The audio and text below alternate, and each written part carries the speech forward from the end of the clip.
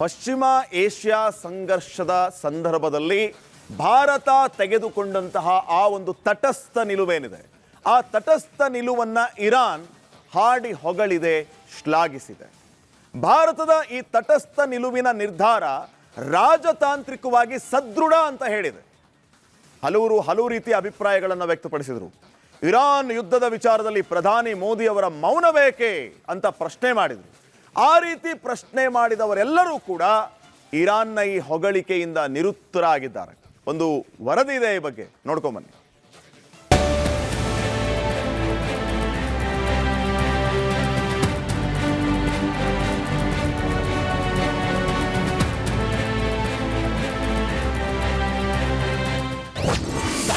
ಮೋದಿ ರಾಜತಾಂತ್ರಿಕತೆ ಮೆಚ್ಚಿದ ಇರಾನ್,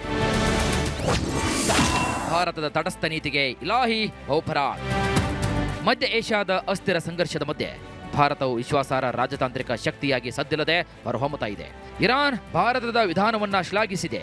ಅಲ್ಲದೆ ನವದೆಹಲಿಯು ಈ ಬಿಕ್ಕಟ್ಟನ್ನು ಪರಿಹರಿಸುವಲ್ಲಿ ದೊಡ್ಡ ಪಾತ್ರ. ಮಧ್ಯಪ್ರಾಚ್ಯ ಸಂಘರ್ಷಕ್ಕೆ ಸಂಬಂಧಿಸಿದಂತೆ ಪರಿಹಾರವನ್ನು ಕೂಡ ಕಂಡುಕೊಳ್ಳುವ ನಿಟ್ಟಿನಲ್ಲಿ ಭಾರತವು ಪರಿಣಾಮಕಾರಿ ಪಾತ್ರವನ್ನು ನಿರ್ವಹಿಸಬಲ್ಲದು ಅಂತ ಹೇಳಿದ್ದಾರೆ.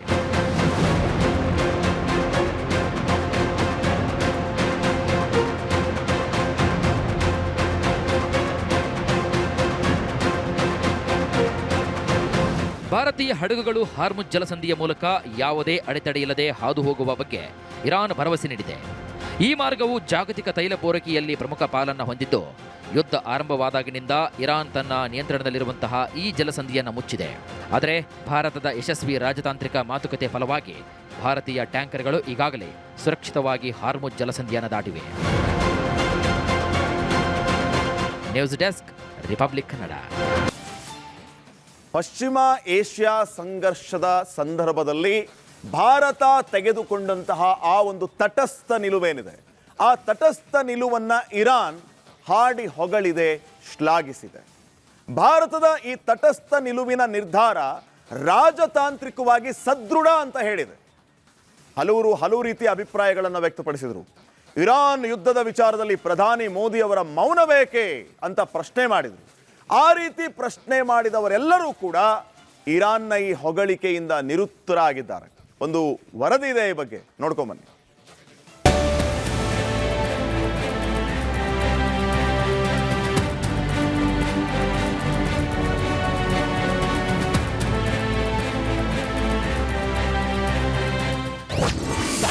ಮೋದಿ ರಾಜತಾಂತ್ರಿಕತೆ ಮೆಚ್ಚಿದ ಇರಾನ್,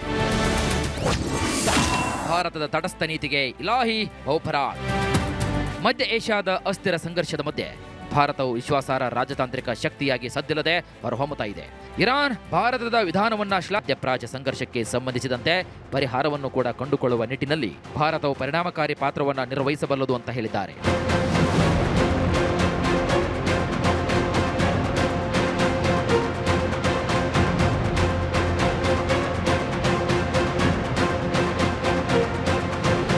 ಭಾರತೀಯ ಹಡಗುಗಳು ಹಾರ್ಮುಜ್ ಜಲಸಂಧಿಯ ಮೂಲಕ ಯಾವುದೇ ಅಡೆತಡೆಯಿಲ್ಲದೆ ಹಾದು ಹೋಗುವ ಬಗ್ಗೆ ಇರಾನ್ ಭರವಸೆ ನೀಡಿದೆ. ಈ ಮಾರ್ಗವು ಜಾಗತಿಕ ತೈಲ ಪೂರೈಕೆಯಲ್ಲಿ ಪ್ರಮುಖ ಪಾಲನ್ನು ಹೊಂದಿದ್ದು, ಯುದ್ಧ ಆರಂಭವಾದಾಗಿನಿಂದ ಇರಾನ್ ತನ್ನ ನಿಯಂತ್ರಣದಲ್ಲಿರುವಂತಹ ಈ ಜಲಸಂಧಿಯನ್ನು ಮುಚ್ಚಿದೆ. ಆದರೆ ಭಾರತದ ಯಶಸ್ವಿ ರಾಜತಾಂತ್ರಿಕ ಮಾತುಕತೆ ಫಲವಾಗಿ ಭಾರತೀಯ ಟ್ಯಾಂಕರ್ಗಳು ಈಗಾಗಲೇ ಸುರಕ್ಷಿತವಾಗಿ ಹಾರ್ಮುಜ್ ಜಲಸಂಧಿಯನ್ನು ದಾಟಿವೆ. News desk, Republic Kannada. ಪಶ್ಚಿಮ ಏಷ್ಯಾ ಸಂಘರ್ಷದ ಸಂದರ್ಭದಲ್ಲಿ ಭಾರತ ತೆಗೆದುಕೊಂಡಂತಹ ಆ ಒಂದು ತಟಸ್ಥ ನಿಲುವೇನಿದೆ, ಆ ತಟಸ್ಥ ನಿಲುವನ್ನ ಇರಾನ್ ಹಾಡಿ ಹೊಗಳಿದೆ, ಶ್ಲಾಘಿಸಿದೆ. ಭಾರತದ ಈ ತಟಸ್ಥ ನಿಲುವಿನ ನಿರ್ಧಾರ ರಾಜತಾಂತ್ರಿಕವಾಗಿ ಸದೃಢ ಅಂತ ಹೇಳಿದೆ. ಹಲವು ರೀತಿಯ ಅಭಿಪ್ರಾಯಗಳನ್ನು ವ್ಯಕ್ತಪಡಿಸಿದರು. ಇರಾನ್ ಯುದ್ಧದ ವಿಚಾರದಲ್ಲಿ ಪ್ರಧಾನಿ ಮೋದಿ ಅವರ ಮೌನ ಬೇಕೇ ಅಂತ ಪ್ರಶ್ನೆ ಮಾಡಿದರು. ಆ ರೀತಿ ಪ್ರಶ್ನೆ ಮಾಡಿದವರೆಲ್ಲರೂ ಕೂಡ ಇರಾನ್ನ ಈ ಹೊಗಳಿಕೆಯಿಂದ ನಿರುತ್ತರಾಗಿದ್ದಾರೆ. ಒಂದು ವರದಿ ಇದೆ, ಈ ಬಗ್ಗೆ ನೋಡ್ಕೊಂಬನ್ನಿ.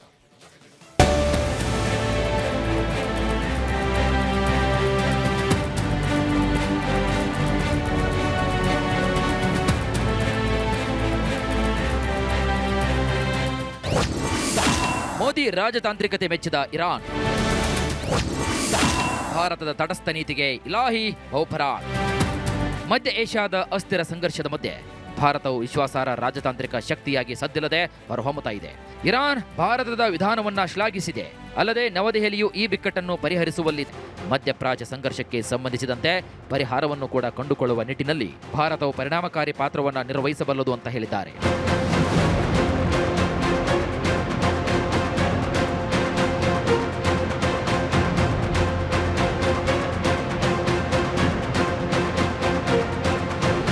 ಭಾರತೀಯ ಹಡಗುಗಳು ಹಾರ್ಮುಜ್ ಜಲಸಂಧಿಯ ಮೂಲಕ ಯಾವುದೇ ಅಡೆತಡೆಯಿಲ್ಲದೆ ಹಾದು ಹೋಗುವ ಬಗ್ಗೆ ಇರಾನ್ ಭರವಸೆ ನೀಡಿದೆ. ಈ ಮಾರ್ಗವು ಜಾಗತಿಕ ತೈಲ ಪೂರೈಕೆಯಲ್ಲಿ ಪ್ರಮುಖ ಪಾಲನ್ನು ಹೊಂದಿದ್ದು, ಯುದ್ಧ ಆರಂಭವಾದಾಗಿನಿಂದ ಇರಾನ್ ತನ್ನ ನಿಯಂತ್ರಣದಲ್ಲಿರುವಂತಹ ಈ ಜಲಸಂಧಿಯನ್ನು ಮುಚ್ಚಿದೆ. ಆದರೆ ಭಾರತದ ಯಶಸ್ವಿ ರಾಜತಾಂತ್ರಿಕ ಮಾತುಕತೆ ಫಲವಾಗಿ ಭಾರತೀಯ ಟ್ಯಾಂಕರ್ಗಳು ಈಗಾಗಲೇ ಸುರಕ್ಷಿತವಾಗಿ ಹಾರ್ಮುಜ್ ಜಲಸಂಧಿಯನ್ನು ದಾಟಿವೆ. News desk, Republic Kannada.